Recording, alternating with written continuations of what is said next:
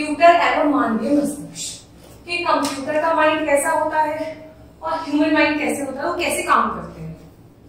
परीक्षण, कल्पनाशीलता अथवा रचनात्मक कंप्यूटर की सीमा के बाहर है। भाई सोचना और खुद से चीजों को बनाना ये कंप्यूटर नहीं कर सकता। जिस काम की कभी कल्पना नहीं की गई हो कंप्यूटर उसे नहीं कर सकते, जबकि मानवीय मस्तिष्क इस सीमा को लाने की शक्ति रखता है। भाई कंप्यूटर नई चीजों को इन्वेंट तो नहीं कर सकते ना। कंप्यूटर हमने जितनी मशीन तैयार कर रखी है या जितना हम उसे काम देते हैं वो काम तो बहुत अच्छे से तेजी से मानव से भी अधिक करके दिखाता है, पर नई चीजों को इन्वेंट नहीं कर सकता। कंप्यूटर मानवीय मस्तिष्क से संभव हो सकने वाले कामों में से बहुत कम ही कार्य कर सकता है। इसीलिए कंप्यूटर मानव के दास की भूमिका में ही केवल सटीक बैठता है। कंप्यूटर को हम अपना बॉस नहीं बना सकते। कंप्यूटर हमारे लिए एक सर्वेंट के रूप में ही काम कर सकता है। कंप्यूटर जो भी काम कर सकता है वास्तव में वो मानवीय मस्तिष्क की ही देन होता है। भाई हमने ही तो कंप्यूटर को बनाया है। कंप्यूटर आज हाइप पे है तो कंप्यूटर में अपग्रेडेशन भी तो एक मानव ही लेकर आया है। प्रत्येक मनुष्य का मस्तिष्क अलग अलग होता है। वो एक ही काम को अलग अलग तरीकों से करेगा, परंतु 10 या 1000 एक जैसा तैयार किया गया कंप्यूटर एक जैसा ही काम करता है। भाई जो मनुष्य होता है, आप 10 मनुष्य को एक टास्क देंगे, वो हर तरीके से अलग अलग तरीके से अपना काम कंप्लीट करके आपको देंगे। पर अगर आप 10 कंप्यूटर को वही टास्क दे दोगे तो 10 के 10 कंप्यूटर आपको सेम ही काम करके देंगे। तो इसका मतलब है कि मानव जो है काम करने के लिए अपना दिमाग लगाता है। कंप्यूटर उतना ही दिमाग लगाता है जितना उसने हमने निर्देश दिए। कंप्यूटर प्रोग्रामर जो कंप्यूटर को निर्देशित करता है, कंप्यूटर को पहले बदलता है। ये प्लस ये का अगर ठीक जवाब देना है तो खाली जगह में भरा गया पहले उसमें नंबर का बिट और दूसरे नंबर का बिट को जोड़ने पर जो भी बिट आएगी उससे पुनः डिजिटल में प्रदर्शित करना। कंप्यूटर का कितना बड़ा काम होता है। देखो हमने जो उसे काम दिया उसका अगर उसे जवाब देना है तो वो चेंज करेगा बिट में, मशीन लैंग्वेज में, फिर आपको आंसर देगा। इसके बाद जब भी कोई दूसरा जो बनाए गए प्रोग्राम को उपयोग करता है इसकी जगह ये लिखेगा, पूछेगा, तो कंप्यूटर तुरंत इसको प्रदर्शित कर देगा। इसके बदले अगर वह बार बार कोई अलग संख्या भी देगा तो उसे तुरंत जवाब मिलेगा। कंप्यूटर का क्या काम होता है, आपकी चीजों का बहुत जल्दी से रिस्पॉन्ड कर देगा। ठीक है, अब हम पढ़ेंगे कंप्यूटर और विद्युत धारा। इसमें इलेक्ट्रिक करंट का क्या काम होता है। बिना विद्युत धारा के कंप्यूटर की कल्पना नहीं की जा सकती। और मानव के साथ तो ऐसा नहीं है। मानव में अगर इलेक्ट्रिसिटी नहीं है तो मानव काम नहीं करेगा, पर कंप्यूटर के साथ ऐसा है। अगर इसमें आप इलेक्ट्रिसिटी का बिल नहीं डालोगे तो ये काम नहीं करेगा। विद्युत धारा प्रवाह के कंप्यूटर में 2 प्रकार के उपयोग होते हैं। पहला एक शक्ति स्रोत के रूप में विद्युत धारा, इसके विभिन्न ऑपरेटिंग सिस्टम की मोटरों का परिचालन करती है। भाई एक जो इसको एनर्जी मिलती है, इलेक्ट्रिसिटी मिलती है, तो उससे क्या होता है, इसके सारे वर्किंग चीजें काम करने लगती है। सामान्यतः यह कार्य 12 वोल्ट पर संभावित होता है। कितना टाइम लगता है, 12 वोल्ट। कंप्यूटर द्वारा इस्तेमाल विद्युत धारा शक्ति का अधिकतम भाग इसी कार्य में खपत हो जाता है कि उसके सारे जो डिवाइसेस हैं वो एक्टिव हो जाए, क्योंकि हर डिवाइस इलेक्ट्रिसिटी पे ही डिपेंडेबल होता है। कंप्यूटर में विद्युत धारा का दूसरा काम, भाई अब हमने पढ़ा पहला काम, दूसरा काम क्या होता है महत्वपूर्ण। यद्यपि इसमें विद्युत शक्ति की मामूली सी मात्रा ही उपयुक्त होती है, यह कार्य कंप्यूटर की कार्य प्रणाली के अनुसार संकेतों का उत्पादन करता है। इन्हें संकेतों के आधार पर कंप्यूटर सभी प्रकार के कार्यों को संपन्न करता है। यह कार्य 3-4 मोड में संपादित होते हैं। जो प्रोग्राम्स चलते हैं, प्रोग्राम के अकॉर्डिंग काम करके देता है हमें कंप्यूटर, वो तो एक एनर्जी से लगाता है। एक एनर्जी से क्या करता है, पहली एनर्जी से क्या करता है, कंप्यूटर की सारी चीजों को वर्किंग में लाता है, और दूसरी एनर्जी से जो हम कंप्यूटर को काम देते हैं वो दूसरी एनर्जी उस पर लगाता है। पहली एनर्जी 12 वोल्ट की होती है, दूसरी एनर्जी 3 से 4 वोल्ट।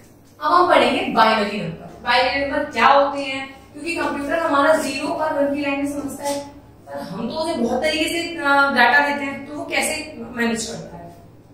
हम जानते हैं कि कंप्यूटर की मूल इकाई बस 2 है, 0 और 1। विश्व स्तरीय गणना के लिए 1000 को मानक माना जाता है। 1000 मतलब जब हम मैथ्स भी पढ़ते हैं तो 1000 होता है। 1 kilogram equals to 100 grams, 1000 metre equals to 1 kilometre. भाई 1000 को मेन बेस में रखा जाता है। तो कंप्यूटर गणना के लिए अगर 2 गुणांकों में 1000 के मानक में देखा जाए, देखो इस तरीके से ये टेबल रेडी की गई है।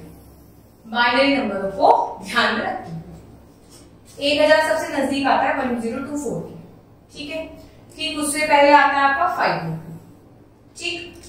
1000 सबसे बहुत कम है और ठीक इसके बाद आता है ये 2048, ये आ गया।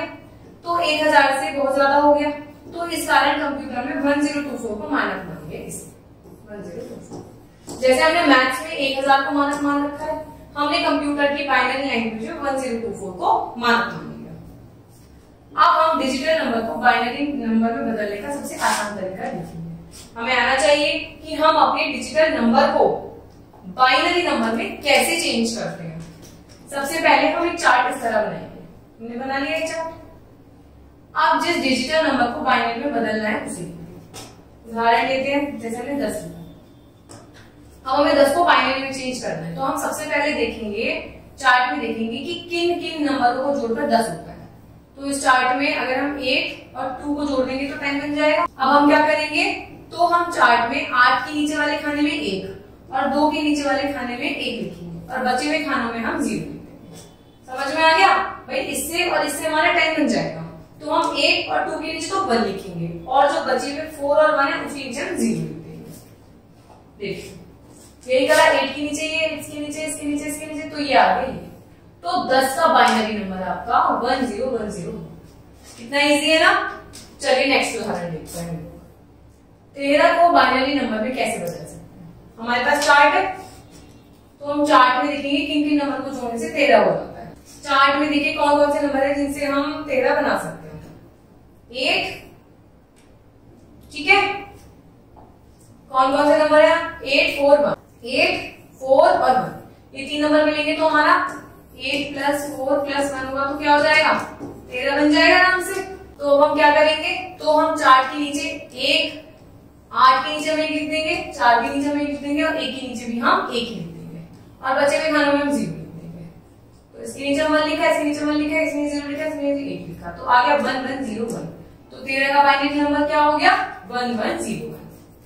ठीक इसी प्रकार अगर हमें बाइनरी नंबर दे दिया, सपोज कीजिए हमें वाला नंबर दे दिया और हमें कहा कि डिजिट बनाओ इसकी, तो इस चार्ट में दाएं से बाएं लिखकर हम डिजिटल नंबर बदल सकते हैं। जैसे कि ये आ गया और ये हमें बाइनरी नंबर दे दिया, तो हम क्या करेंगे, जहां पर 1 है अगर उसकी रो को देखा जाए तो डिजिटल नंबर आ जाता है। ये 1 है, ये इसके नीचे 1 है, तो हम 8 + 1 करेंगे तो क्या आ जाएगा? 9 आ जाएगा। तो ऊपर ये चार्ट में 8 और 1 के नीचे आते हैं, हम दोनों जोड़ेंगे तो हमारा 9 आ जाएगा। क्या करना है, जिन जिन डिजिट से आपका वो कंप्लीट जोड़ हो जाता है, प्लस हो जाता है, उसके नीचे तो आपको 1 लिखना है, जो बचेंगे उसके नीचे आपको 0 लिखना है। ठीक है, तो क्या होगा, ऐसे में 9 कैसे बनाया कि इसके नीचे 1 है, इसके नीचे 1 है, तो 8 और 1 9। ऐसे ही हमने इसमें करा था भाई, 8 के नीचे 1 था, 2 के नीचे 1 था, तो 8 + 2 कितना हो गया था? 10। तो 10 का बाइनरी नंबर ये। तो इस तरीके से कितना इजी मेथड है कि हम अपने डिजिट को बाइनरी नंबर में बहुत ही आसानी से चेंज कर सकते हैं और बाइनरी नंबर को भी डिजिट में बहुत आसानी से चेंज कर सकते हैं। बस हमें ये ध्यान रखना है कि हमारा जो कंप्यूटर है वो बाइनरी लैंग्वेज को भी समझता है और बाइनरी लैंग्वेज में कितनी डिजिट आती हैं? 2, 0 और 1। और ये भी ध्यान रखना है कि मानव मस्तिष्क से ज्यादा नहीं है कंप्यूटर, कल्पना नहीं कर सकता, है ना। तो कंप्यूटर हमारे गुरु के रूप में काम नहीं कर सकता, है हमारा सेवक ही, क्योंकि कंप्यूटर को हमने बनाया है। लेकिन हमें ध्यान रखना है कि कंप्यूटर कहाँ में किस तरीके से लाभ उठाना है। Thank you.